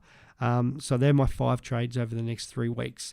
The only thing that changes is Darcy Cameron comes back next week, and then I've got to potentially push Walsh back one more week, which is not so bad with his break even. So that's my trades, sort of planning them out. The only thing that could potentially change with that is looking at my buy structure. But the thing is, I'm going to want Walsh anyway, so I'll just try to accommodate him. Just a little bit worried with the amount of round 15 buy players I've got up in that forward line. Here we go. Yeah. Non-Supercoach Harry. As I said, I'm happy to answer non-Supercoach questions. Like, yeah, this is Supercoach chat, but at the same time, happy to talk footy. As I said, I talked about the tribunal earlier on centre bounce. Happy to talk Tasmania, whatever. Yeah. Let's talk draft stars. Yeah, I love draft stars on that. I actually haven't had a look at who the bargains are this week. Let's have a quick, maybe a little look here. Who would like the defenders at Geelong? Samson Ryan's obviously 9,000. I probably prefer Blissarves. Tommy Stewart at 14,000. It's actually not too bad. I hate when players get up to like 18, 19,000 and just price themselves out. Like Nick Dacos's price recently has just been stupid. In regards to kind of a cheaper, I think, Radical ER. It's not normally a fantasy option, but he has put in 3 games, 82, 65 and 60. I think it is his game tomorrow, 6,400. Like, that's bargain price. Jeremy Cameron usually gets hold of Richmond, but price 14,000. It's not as good. Maybe like your Hawkins, Tanner Bruin at 8,000 is not a bad little shout tomorrow. I'm not liking a lot of the Richmond guys. Potentially, maybe it's actually really tough to like sort of who from Richmond might stand up tomorrow. I keep wanting to back in Jack Graham every week, and he just continually lets me down with scoring 40s and 50s. So I'm probably going to stay away from him. The only reason I'd probably get on Graham is because it's going to be wet. But at the same time, like, it was wet last week and he did nothing. So Tom Atkins in the midfield is not a bad good one. It's a good one. And Max Holmes at 12,000. He's probably a must-have tomorrow for draft stars. So I've just got to try to find a Richmond player because I feel like it'll be picking 9 players. I'll have 8 Geelong players tomorrow. Here we go. Corey, do you hear about the Horn Francis beer? Yeah, I did hear about the ice bath situation. I don't mind that. It's a bit of buy play. It's good fun. Like, I think like a lot of the players aren't robots, and it's like talking. So I had a good chat to Heater about this, and you think about like Robbo's top 50, or when Mike Sheen used to do his top 50 and stuff, and he goes, they used to talk about that. Like for footballers, they spend so much time in the gym. They're running laps around the oval all the time. It's not all game plan and sitting in meetings and practicing that. They have so many other things that they're doing in the day. Like they've a full-time footballer. Like, well, think about a training session. They go out and do a 2-hour training session. So what else do they do in the day? And I've talked to a couple Essendon players about this, and they might spend a couple hours in the gym, and there's other stuff they're always doing stuff and meeting with their line coaches, and so there's plenty of time that they sometimes just go for walks, or they're running and out that, and conversations. So some footballers, and you get like your Brody Grundy types and that, switch off from football. They'll be off running, and they might be listening to podcasts or audio books or whatever. There's other footballers who are absolutely full on to the AFL. Like I've had the interview with Kamamiti, and just loves his super coach. He just wanted to talk footy. So he'd be like, they'll be talking like the top 50 from Robbo and Mike Sheen. And it might be like the first 20 they couldn't care less about, he was saying. But like from 30th to 50th, they'd be sitting there and arguing and debating, and end up doing their like kind of own players and working out who should be there and who shouldn't be there. And it would be the same thing here. Like the Horn Francis, there'd be players from other clubs be walking around talking about that and having a great laugh. There'd be other players thinking, oh, that's crap or on that. But I think that's just part of it.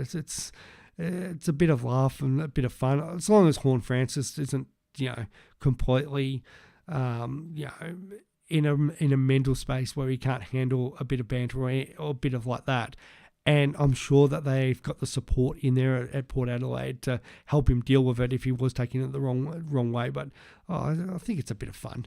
That you got to like that about footy. It's no different to like local sports and stuff like that. It's always good. It's got to have some sort of banter in the game.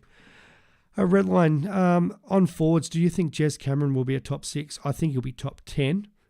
Definitely like their run home. The problem now is Walsh probably changed everything. Before, we knew about Walsh and Gawn. Gawn not as much, but still a little bit. I thought, definitely in that 6 mix. But you open up Gawn, you put Walsh, Bailey, Smith. There are options like we saw last year. So all of a sudden, how far does that bump Cameron back? Like, he's not going to score Taranto, Dunkley scores. So he's not F1, F2. Walsh becomes in that mix as well. Bailey Smith potentially got 5 points, Gawn maybe 5-10 points in him. So, and then if you count Zeeble as a forward, so all of a sudden, what's Cameron there already F6, and that's before we're talking about your Rosies, your Butters, your Gouldens, your Cornelios, who they should at least average similar to him, if not better. So he's probably sneaks in that top 10. It's just how far up. So he's a solid option. If you've got him, I wouldn't trade him out, but I wouldn't be reaching for him now.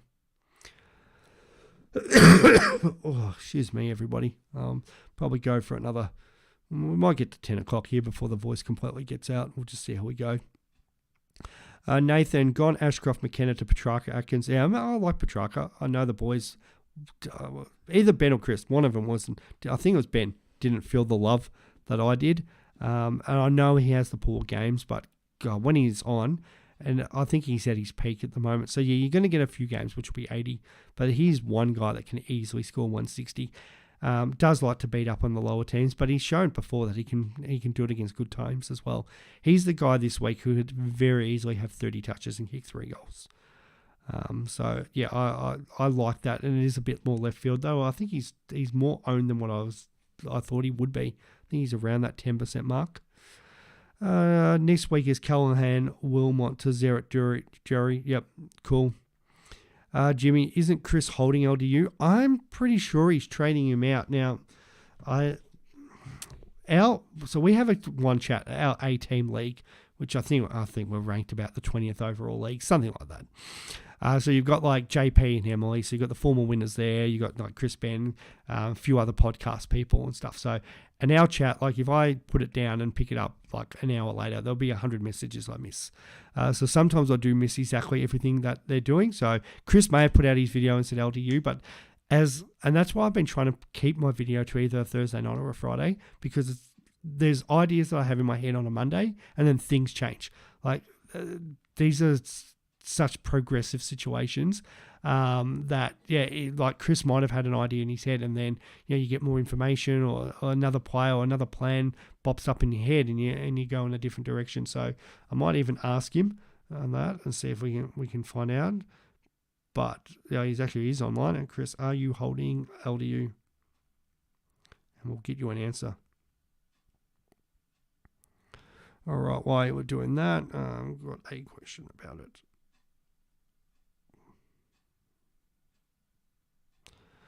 All right, Tyler, thoughts on Merritt? Yep, simple. Yes. Where's Sean? Fair. I've said I'm really big on Merritt and Essendon's draw. Sean, where's Ben's ranked? We don't talk about numbers that high in Supercoach. Anybody that didn't see the show on Monday, it was pretty well Chris and I for 2.5 hours just paying out on Ben and his ranking. Would you rather Goulden now or Gordon Walsh when they get deeded? Yeah, Walsh, 100%.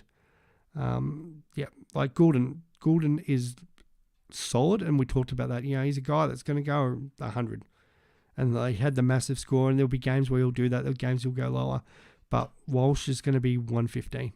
Like he can be more, but he's a 115 guy. Goulden's potentially 105 at best. You've just got to plan for Walsh, and that's what's changed. Because as I said the other day, I'm getting Steele, I'm getting Mills. Walsh, then the percentages came out, and it's like he is getting full. Well, unless he comes out and plays midfield like 100% next 2 weeks, and then he doesn't get it. And that's why I'm not getting him this week, just in case that goes. But he's been named half forward again. Most of the time, he starts half forward and pushes into the midfield. The Blues get the extra midfielder around the ball, and it's actually Walsh. So a defender has to go with him, and he gets it changes their structure because they've got to follow him into the midfield.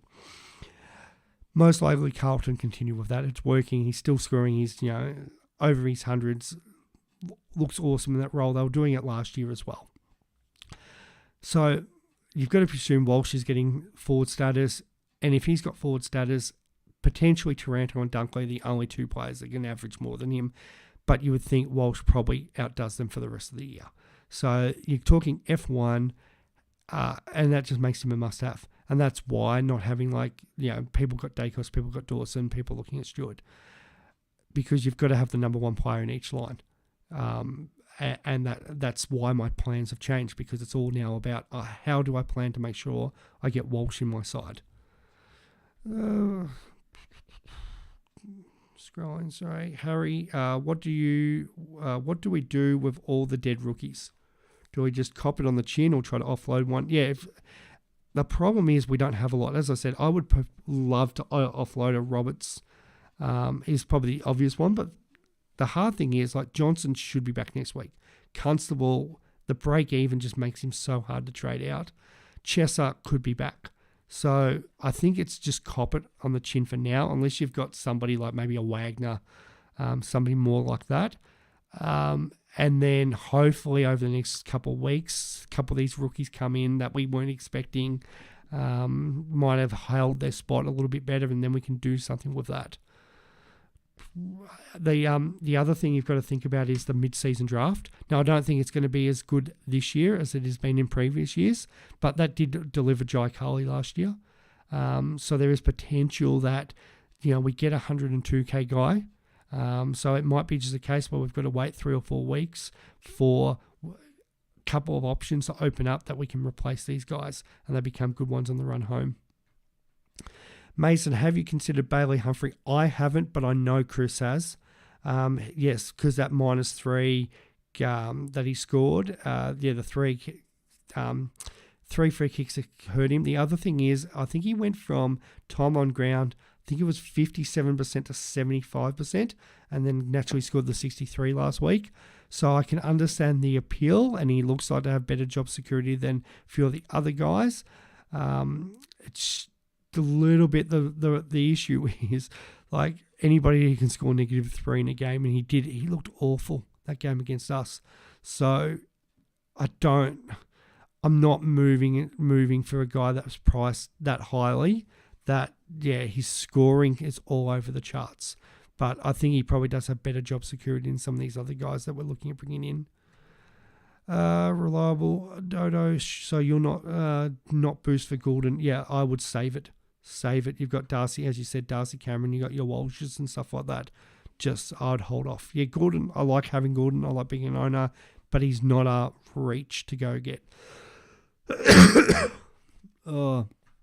Bouncy is Mills, DBP nearly confirmed. It's most likely he's not getting dual position unless he played like majority defence this week and next week. He's not getting it. So that's probably the issue there. People are bringing him in just because they expect him to play midfield. Adam, hey Swiz, would it be worth it to do Ridley to Dylan Williams? You've got 21 trades. Oh. Dylan Williams has got the same job security as every of these guys. It's slightly better because he's performed the last 2 weeks with his 88, I think it was. Maybe it was back-to-back. He's definitely looked good. He's taking kick-ins and that. But, he is 1 bad or maybe 2 bad games from, finding himself sub or out of that side again. Short-term cash game, possibly. And I can understand. I think you do need to move Ridley on. But he, the fact that you've got an extra couple trades, it's not the world's worst move. Like, I could see it, you do that and then trying to maybe flip him to some other guy. I would prefer, Ridley maybe to, say, Doherty or your Lloyds if you found the cash that. But if you think it's a short-term play that could pay off for 3 or 4 weeks, then, yeah, why not? Chris has got back to me. Yeah, buy flipping. No point selling him at the low point. And the game wasn't... so he's going to hold LDU. Interesting. Very interesting.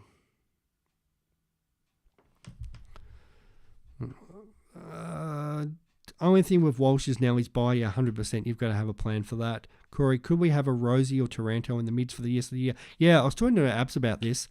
I know he's definitely looking at it to keep, say, Taranto or whoever. It doesn't matter. You can put any of your midfields, and that's where Canelo has been sitting in there. Some of these mid options haven't been as good as some of the forward options.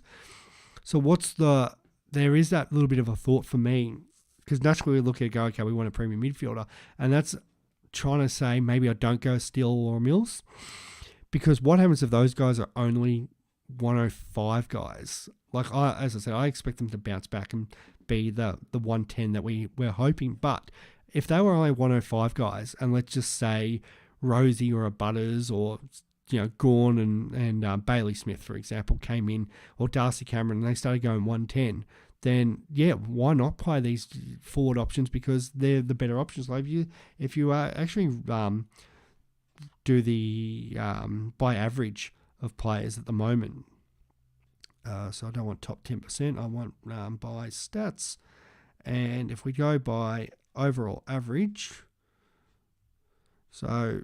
At the moment, we've got... Actually, no, we need midfield. Sorry. This will make it more relevant. So, midfielders right now. So, you've got Bont and Oliver, number 1 and 2 options.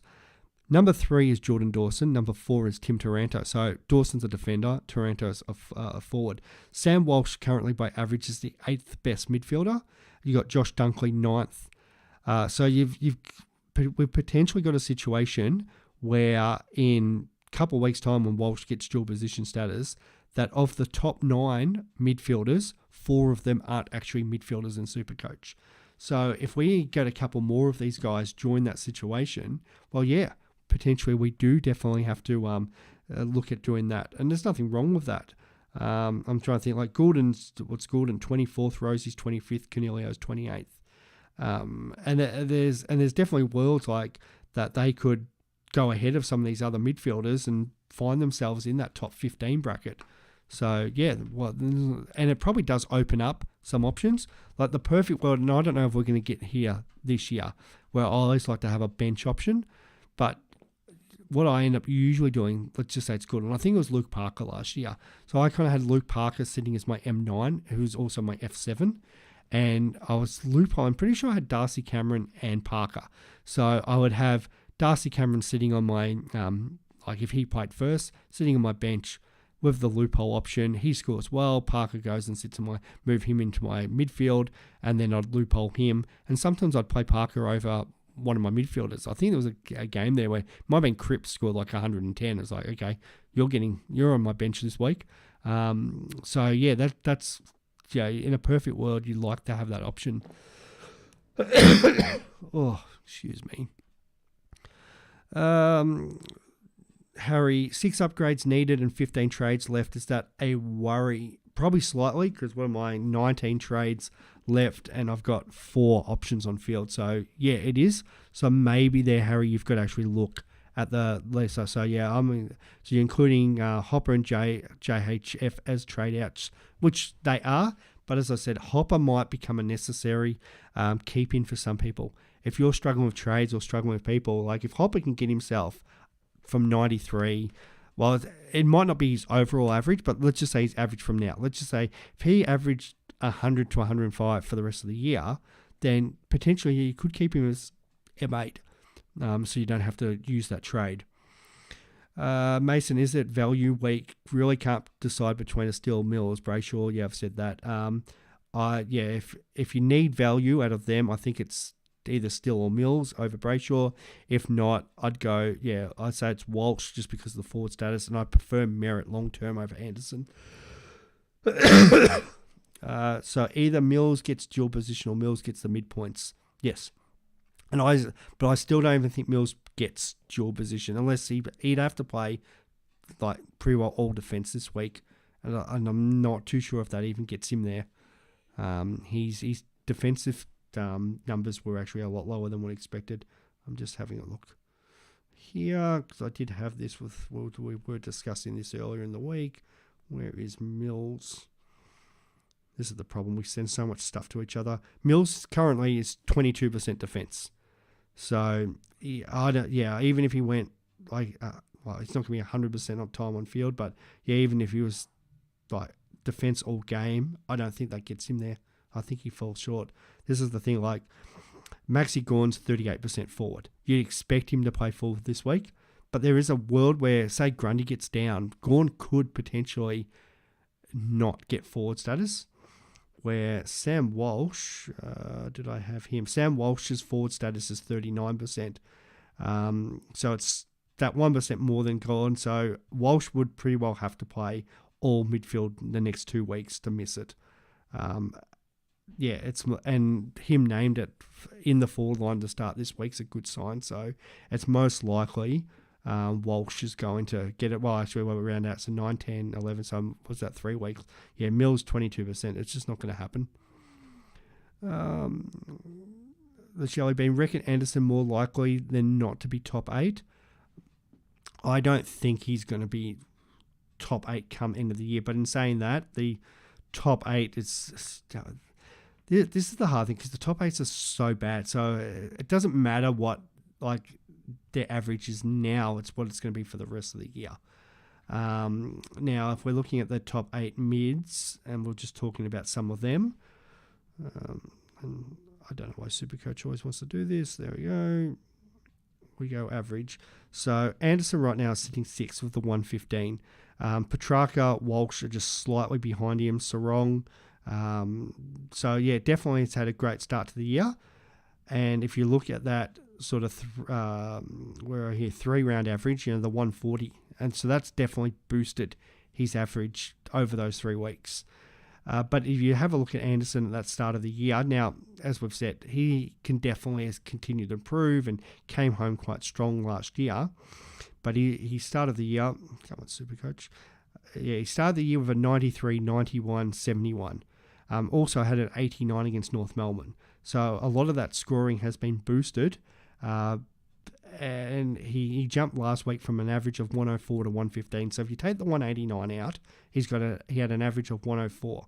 So that ranked him overall, put him back to the 20th midfielder. So is that the case of if Tuchel was back in the side, you've actually got a player who's the 20th best in there?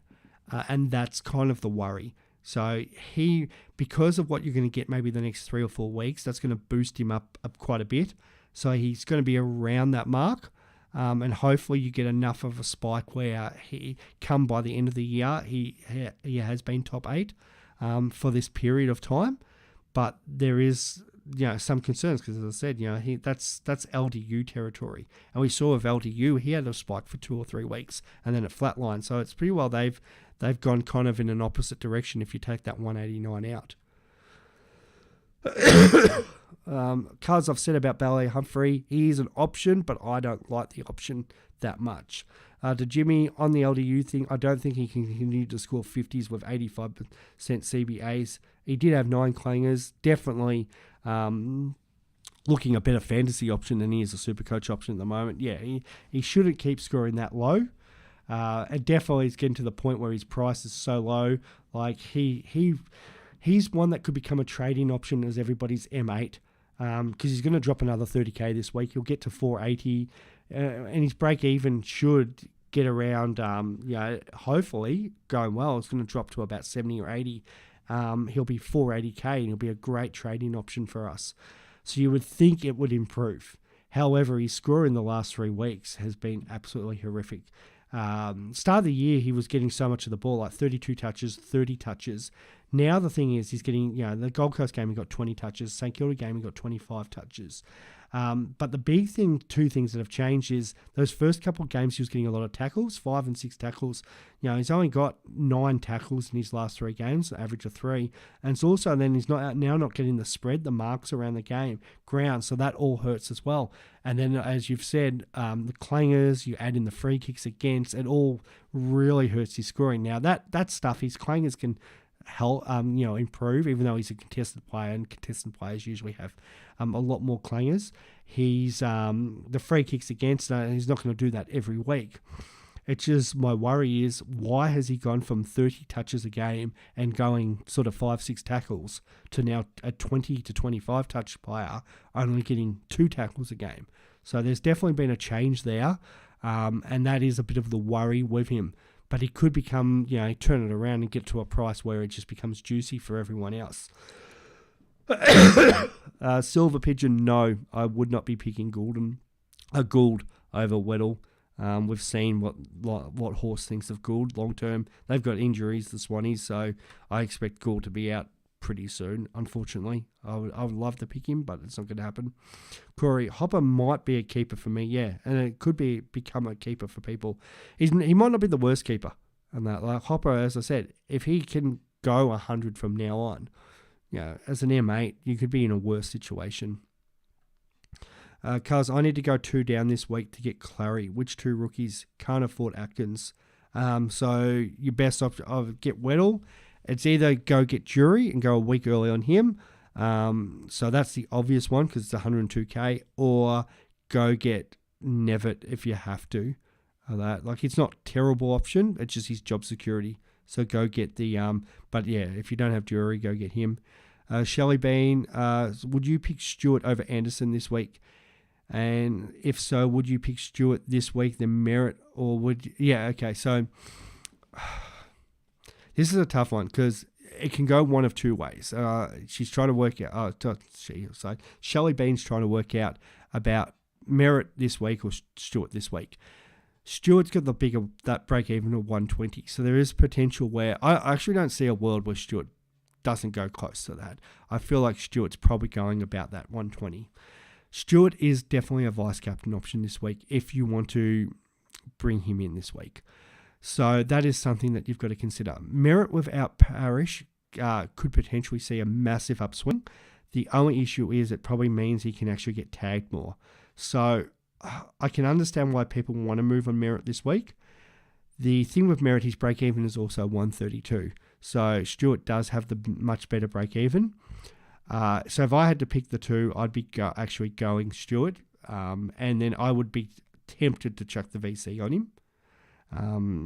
What did he go last year? 160 in this same game. The thing with Stewart as well, Fremantle, who can leak points for their defence, and then the Giants as well the next couple of weeks. And they have a whole lot of games coming down at Geelong. So you're going to want Stewart at one point. So on their run, actually there's a period there from round 17 to 21. They play 4 out of their 5 games at Geelong. So Stewart's average, I think we said pre-season, is something like 115 or something stupid down at Geelong. Like, it's just, you're just going to need him. He's going to be either, if he's not D1, he's D2. So that's why I'm saying Stewart is definitely somewhere where Anderson potentially, best case scenario, keeps going, and if he goes really well, he might be M4, M5, M6, and that I think it probably slides back down somewhere in the M teens. But Stewart, this is a defender who's going to be in the top 2 defenders, maybe top 3 at worst, but so it's hard not to ignore him. So I'd get Stewart this week and then just see what it plays out. Like, if Merritt was still to have a bad game, his break even could blow out even more. So yeah, I think that will do it today, guys. So thank you so much for everybody that's tuned in. I've managed to power through, not feeling the greatest as you can sound, but we've got through there. I will put up my final team chat tomorrow and that, once I've decided what I'm going to do with these trades. But outside of that, I really appreciate everyone jumping on. If you've got any other questions or whatever, Supercoach Insider 100 or Swiz 26 for me. And I'll do my best to get any, either DM me or just post it on. I put up the tweet tonight about this show, so yeah, just put it under there, and we'll, if it's not me answering it, guys, feel free to answer each other as well too. Like, we've got a really good community. I see a lot of the same people do pop up here and there, and you guys have got some great knowledge, so feel free to, that's the great thing about the Supercoach community, that we're all answering and helping each other out. So definitely get on there. Global, I'll give you as the one last one. What are your thoughts on Laird? Nobody's talking about him because I own him anyway. Yeah, definitely something you a player in that list that you should consider. That, like, it's hard for me to say anything negative about him because I do own him. So yeah, if you don't have him, somebody, I think Grimo was saying he doesn't have him and was going to bring him in probably this week too. So, but no, thank you so much, guys.